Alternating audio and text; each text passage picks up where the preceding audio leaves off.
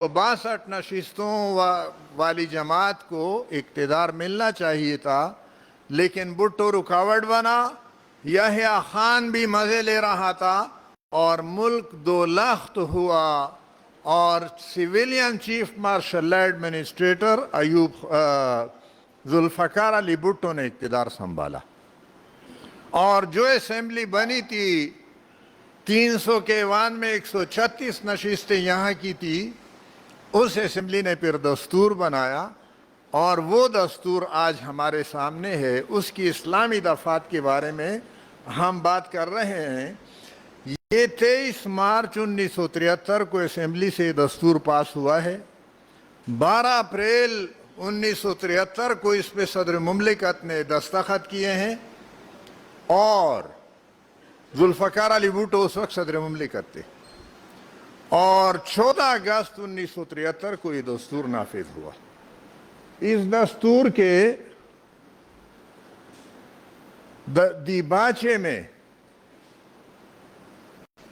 اسلام لکھ دیا گیا ہے۔ قرارداد مقاصد جس کا میں نے ذکر کیا، یہ 1956 کے دستور کا بھی دیباچہ تھا، 1962 کے دستور کا بھی، 1973 کے دستور کا بھی، اس کو دیباچہ بنا گیا، اور اس میں یہ بات لکھی ہوئی ہے تمہید میں: چونکہ اللہ تبارک و تعالی ہی پوری کائنات کا بلا شرکت غیر حاکم مطلق ہے، اور پاکستان کے جمہور کو جو اختیار و اقتدار اس کی مقرر کردہ حدود کے اندر استعمال کرنے کا حق ہوگا، وہ ایک مقدس امانت ہے۔ چونکہ پاکستان کے جمہور کی منشا ہے کہ ایک ایسا نظام قائم کیا جائے جس میں مملکت اپنے اختیارات و اقتدار کو جمہور کے منتخب کردہ نمائندوں کے ذریعے استعمال کرے گی، جس میں جمہوریت، آزادی، مساوات، رواداری اور عدل عمرانی کے اصولوں پر جس طرح اسلام نے اس کی تشریح کی ہے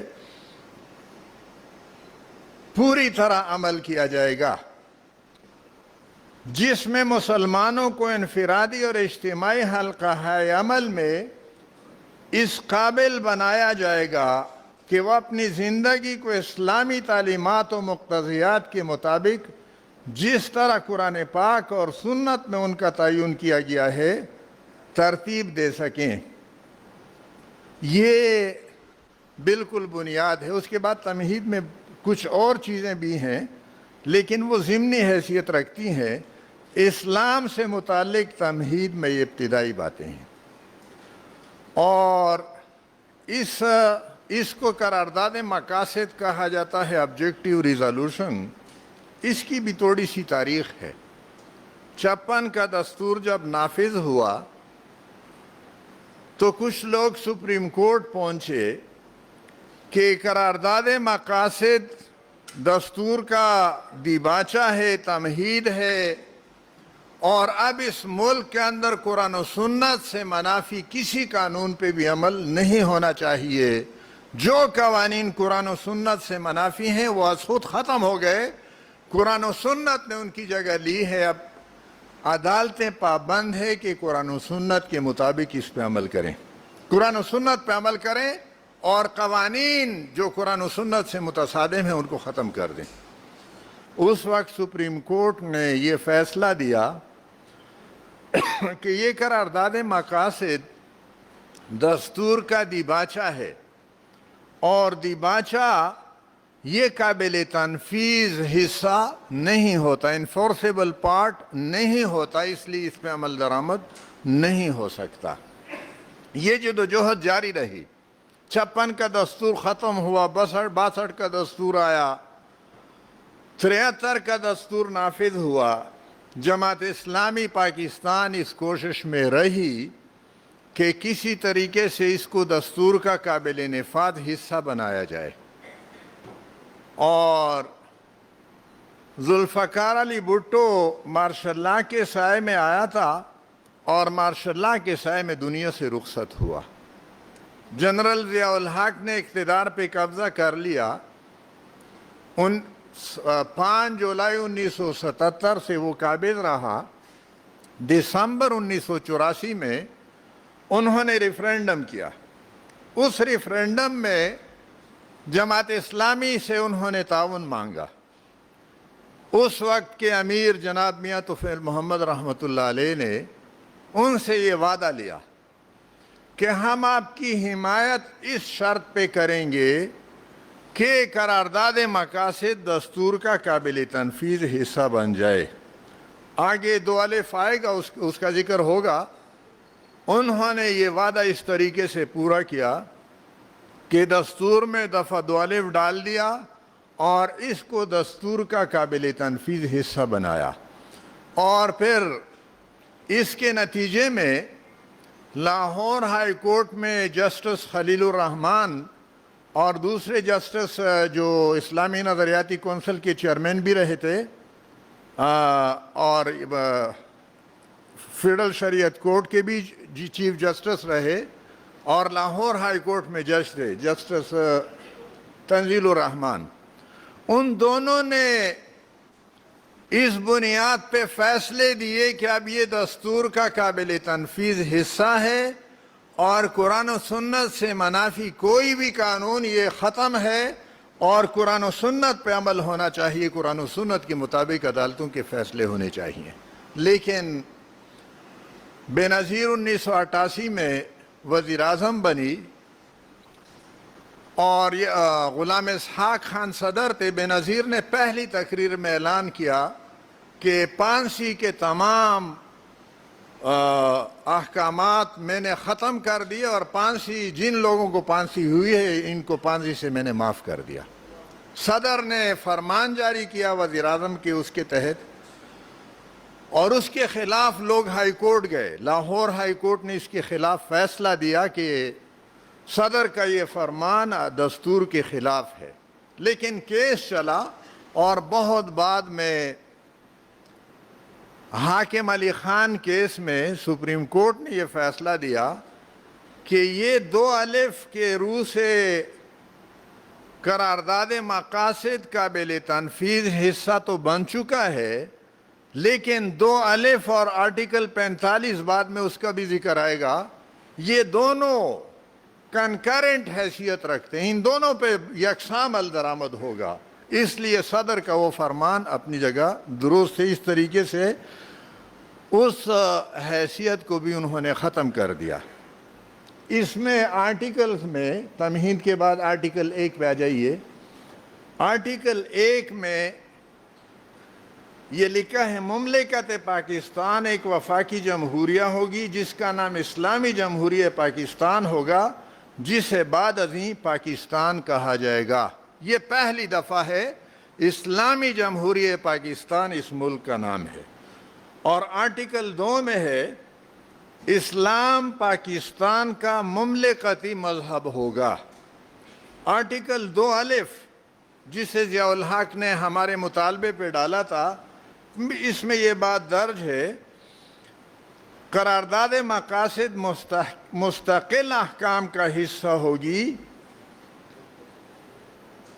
ضمیمہ میں نقل کردہ قرارداد مقاصد میں بیان کردہ اصول اور احکام کو بذریعہ احاطہ دستور کا مستقل حصہ قرار دیا جاتا ہے اور وہ بحسب ہی مؤثر ہوں گے. یہ میں نے تھوڑی سی تفصیل اس سے پہلے عرض کر دی ہے. یہ بھی دستور کے اسلامی دفعات میں سے ایک حصہ ہے. اس کے بعد پھر آرٹیکل 31 ہے اسلامی طریقے زندگی. جس طرح دیباچے میں بات درج تھی یہاں پہ اس میں بھی 31 میں بھی یہ بات درج ہے. پاکستان کے مسلمانوں کو انفرادی اور اجتماعی طور پر اپنی زندگی اسلام کی بنیادی اصولوں اور اسلامی تصورات کے مطابق مرتب کرنے کے قابل بنانے کے لیے انہیں ایسی سہولتیں مہیا کرنے کے لیے اقدامات کیے جائیں گے جن کی مدد سے وہ قرآن پاک اور سنت کے مطابق زندگی کا مفہوم سمجھ سکیں. پاکستان کے مسلمانوں کے بارے میں مملکت مندرجہ ذیل کے لیے کوشش کرے گی۔ الف، قرآن پاک اور اسلامیات کی تعلیم کو لازمی قرار دینا، عربی زبان سیکھنے کی حوصلہ افزائی کرنا اور اس کے لیے سہولت بہم پہنچانا، اور قرآن پاک کی صحیح اور من و انتباط اور اشاعت کا اہتمام کرنا۔ با، اتحاد اور اسلامی اخلاقی معیاروں کی پابندی کو فروغ دینا، اور جیم، زکوٰۃ، عشر، اوقاف اور مساجد کی باقاعدہ تنظیم کا اہتمام کرنا۔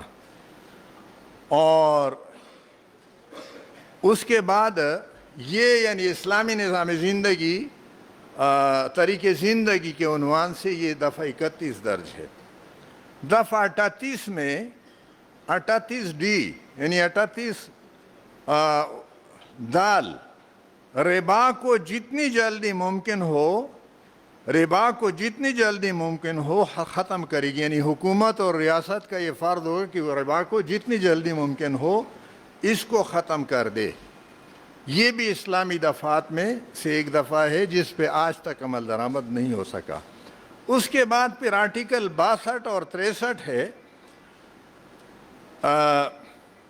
مجلس شورا پارلیمنٹ کی رکنیت کے لیے اہلیت، اور یہ 62 یہاں 62 ہے، اور صوبائی اسمبلی کے لیے بھی یہی شرائط دستور میں دوسری دفعہ میں درج ہیں۔ کوئی شخص مجلس شورا پارلیمنٹ کا رکن منتخب ہونے یا چنے جانے کا اہل نہیں ہوگا اگر وہ اچھے کردار کا حامل نہ ہو اور عام طور پر احکام اسلام سے انحراف میں مشہور ہو، وہ اسلامی تعلیمات کا خاطر خواہ علم نہ رکھتا ہو اور اسلام کے مقرر کردہ فرائض کا پابند نیز کبیرہ گناہوں سے مجتنب نہ ہو۔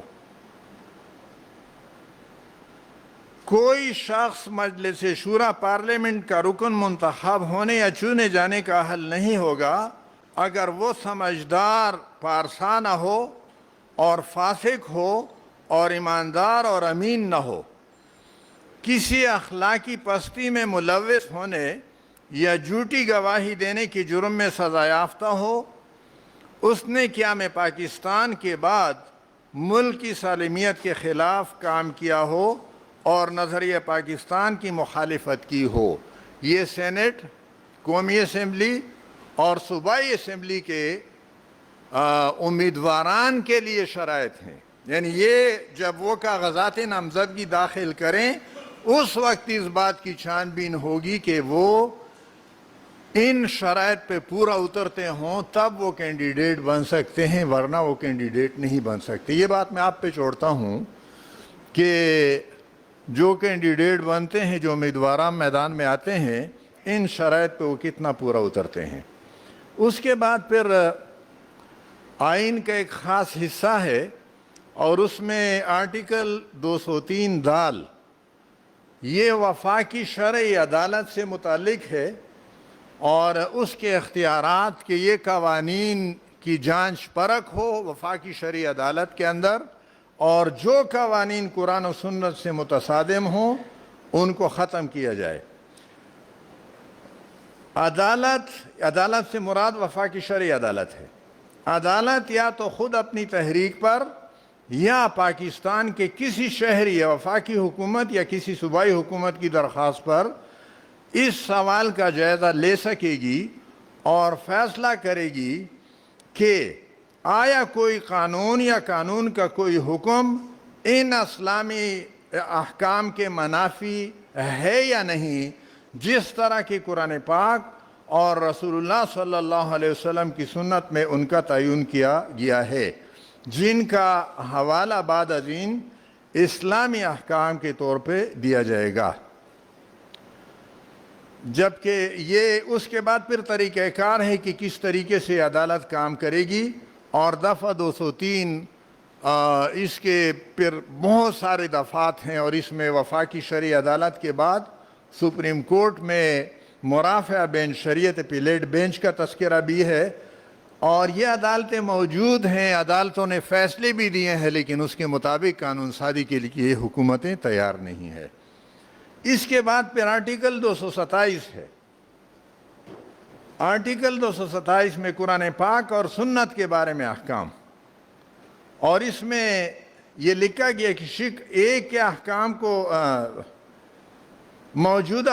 تمام موجودہ قوانین کو قرآن پاک اور سنت میں منضبط اسلامی احکام کے مطابق بنایا جائے گا، جن کا اس حصے میں بطور اسلامی احکام حوالہ دیا گیا ہے، اور ایسا کوئی قانون وضع نہیں کیا جائے گا جو مذکورہ احکام کے منافی ہوں۔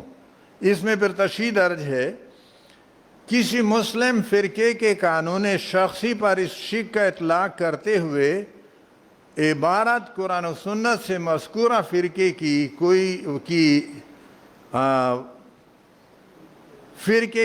وہ توضیح جس طرح وہ کرے گی اس کے مطابق اس قرآن و سنت سے مراد ہوگا۔ اور پھر تفصیلات ہیں 227 کے بعد 28، 229، 230، 231 تک، اور اس کی بھی کلم کلا خلاف ورزی ہو رہی ہے۔ اس میں ایک بات یہ درج ہے کہ صدر مملکت، وزیر اعظم، وزیر اعلیٰ از خود بھی اسلامی نظریاتی کونسل کو کوئی سفارش بھیج سکتا ہے، اور اگر کسی ایوان کی 2/5 یعنی 100 میں سے 40% ارکان یہ مطالبہ کریں کہ اس قانون کو اسلامی نظریاتی کونسل کے پاس بھیجا جائے تو وہ بھیجا جائے گا، لیکن اسلامی نظریاتی کونسل کی سفارشات موجود ہیں، اس پہ کوئی عمل درآمد نہیں ہو رہا۔ ایک آخری بات اس حوالے سے، دستور میں جو اسلامی شکیں درج ہیں، دستور کی وہ ہے جدول ہیں، جدول سوم، اور اس میں حلف ہیں۔ صدر مملکت، وزیر اعظم، وفاقی وزراء مملکت، ارکان پارلیمنٹ، سینٹ اور قومی اسمبلی، چیئرمین اور ڈپٹی چیئرمین سینٹ، اسپیکر اور ڈپٹی اسپیکر قومی اسمبلی، اور ممبران سینٹ اور قومی اسمبلی، اور گورنر، وزیر اعلیٰ، صوبائی وزراء، اسپیکر اور ڈپٹی اسپیکر صوبائی اسمبلی، اور ممبران صوبائی اسمبلی، ان سب کا حلف درج ہے جدول سوم میں۔ اس میں ایک جملہ میں آپ کی خدمت میں عرض کرتا ہوں جو ہر اس کا حلف کا حصہ ہے، وہ یہ ہے، ہر کوئی حلف اٹھاتا ہے، قسمیہ اقرار کرتا ہے کہ میں اسلامی نظریے کو برقرار رکھنے کے لیے کوشاں رہوں گا۔ کیا؟ میں اسلامی نظریے کو برقرار رکھنے کے لیے کوشاں رہوں گا جو قیام پاکستان کی بنیاد ہے۔ میں اسلامی نظریہ کو برقرار رکھنے کے لیے کوشاں رہوں گا جو قیام پاکستان کی بنیاد، پاکستان کے قیام کی بنیاد ہے۔ ہمارا نظام انہی افراد کے ہاتھوں میں ہے۔ صدر، وزیر اعظم جو میں نے گنوائے، یہ ہمارا نظام چلاتے ہیں، اور یہ سینکڑوں سے متجاوز ہزاروں تک یہ تعداد پہنچ جاتی ہے۔ اگر یہ سب لوگ اسلامی نظریے کو برقرار رکھنے کے لیے کوشاں ہو گئے تو میرا خیال اسلام کے نفاذ میں کوئی رکاوٹ پھر باقی نہیں رہی۔ لیکن یہ سارے افراد کوشاں ہیں کس کے لیے؟ کہ اسلام کا راستہ روکیں، اسلام پہ عمل درآمد نہ ہو۔ اس دستور کے بنانے میں ہمارے بزرگوں کا بہت بڑا حصہ ہے، اور یہ دستور ہمارے پاس بہت بہترین دستاویز ہے۔ مجھے یاد پڑتا ہے استنبول میں ایک کانفرنس تھی، اس میں فلپائن کا ایک علاقہ ہے جو مسلمانوں کی اکثریت کا علاقہ ہے، وہاں سے بھی کچھ علماء تشریف لائے تھے۔ اور ایک مہمان میرے ساتھ ہوٹل کے لابی میں بیٹھے ہوئے تھے، اور میں نے اس میں موبائل میں جو ایپ ہے کانسٹیٹیوشن آف پاکستان وہ نکالا، اور ان کے سامنے یہ اسلامی شکایت پیش کرنے لگا۔ انہوں نے مجھے کہا کہ پاکستان جو ہے یہ ایک آئینی طور پر اسلامی ملک ہے، لیکن اس کے حکمران سیکولر ہیں۔ ترکی آئینی طور پر ایک سیکولر ملک ہے، اس کے حکمران مسلمان ہیں۔ یہ اب طرفہ تماشا ہے۔ اس مشکل میں ہم اس مشکل سے دوچار ہیں۔ اگر ملک کا نظام ایسے ہاتھوں میں آ جائے جو اخلاص کے ساتھ اس ملک کے اندر اسلامی نظام نافذ کرنا چاہیں، تو پاکستان کے اندر کوئی دستوری رکاوٹ نہیں ہے، بلکہ اسلام کے راستے میں حکمران جو رکاوٹ بن رہے ہیں وہ حقیقت میں دستور کی خلاف ورزی کر رہے ہیں۔ ان دستور کی دو شکایات ایسی ہیں جو اسلام سے متصادم ہیں، اور ان پہ پہلے بھی کام ہوا ہے، کوشش ہوئی ہے، لیکن ہم کامیاب نہیں ہو سکے ہیں، اور آئندہ بھی کوشش جاری رہے گی۔ ایک آرٹیکل 45 ہے، اس کا عنوان ہے صدر کا معافی وغیرہ دینے کا اختیار۔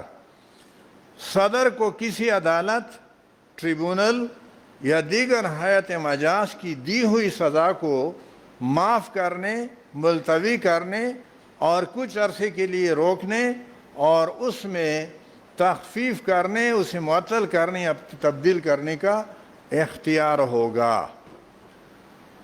صدر کو معاف کرنے کا لامحدود اختیار شریعت کی روح سے نہیں ہے، بالخصوص حدود میں، قصاص اور دیت میں، اور دستور کی روح سے یہ اختیار اسے حاصل ہے۔ دستور کی یہ دفعہ یہ قرآن و سنت سے متصادم ہے۔ دوسری دفعہ 248 ہے، صدر، گورنر، وزیر وغیرہ کا تحفظ، جس کو استثناء کہا جاتا ہے۔